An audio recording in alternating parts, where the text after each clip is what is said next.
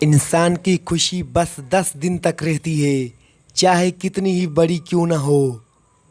औरतों में अगर खून की कमी हो तो रात को 3 खजूरें पानी में भिगो दें और अगले दिन सुबह नहार मुंह पानी पी लें और खजूरें खा लें। लेकिन इतना याद रहे कि किसी खजूर में कीड़ा ना हो। हाथों में पिलाहट का जाहिर होना जिस्म में आयरन की कमी को वाज़े करता है। ऐसे में केले ज़्यादा खाएं।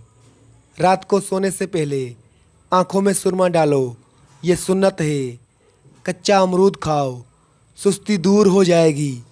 अगर आपकी बीनाई कमज़ोर है तो सुबह उठते ही पालक के पत्तों को देखें। कम सुनाई देने लगे तो रात को कान में उंगली पर नारियल का तेल लगाकर कानों में फेरो। पाँव के तलवों पर तिलों का तेल लगाने से कद में इजाफा होता है। भिंडी का सालन बनाकर खाओ, पेशाब खुलकर आएगा। दांतों से नाखून काटने से जिस्म में बीमारियां फैलती हैं और नज़र कमज़ोर होती है। पानी में उड़ के गुलाब मिलाकर पिया करो, चेहरा हमेशा जवान रहेगा। सोते वक्त लीमू चाटो, नींद अच्छी आएगी। नहाने के बाद सेब खाने से डिप्रेशन कम हो जाती है।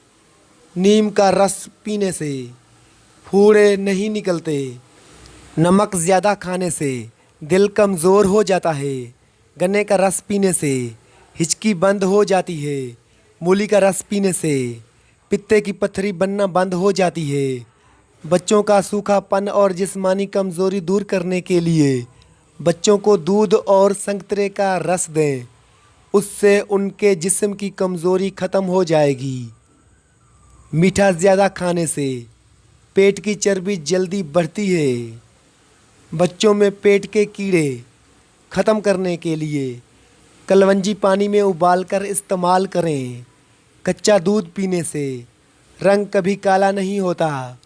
सेब के रस में शहद मिलाकर पीने से हर किस्म की खांसी फ़ौरन बंद हो जाती है। स्ट्रॉबेरी का रस पीने से कैंसर जैसी खतरनाक बीमारी से निजात मिलती है। ज़्यादा चाय पीना आपकी जल्द को ख़राब करता है और नज़र को कमज़ोर करता है। दिन में सिर्फ 2 खीरे खाने से मोटापा तेज़ी से कम होने लगता है। सीने में बलगम हो तो पालक के साथ कलवंजी खाओ। शाम को प्याज खाने वाले को बवासीर जैसी बीमारी घेर लेती है। लीमू का अर्क चेहरे पर लगाकर सो जाओ, 2 दिन में चेहरा गोरा चमकदार और सफ़ेद हो जाएगा। शाम को चावल खाने वालों की चर्बी बहुत तेज़ी से बढ़ती है। ज़्यादा दही के इस्तेमाल से इंसान का मैदा ख़राब नहीं होता। अगर आप अपनी सर की जुएँ भगाना चाहते हैं तो और खुश्की दूर करना चाहते हैं तो रोज़ाना चमेली का तेल लगाएं।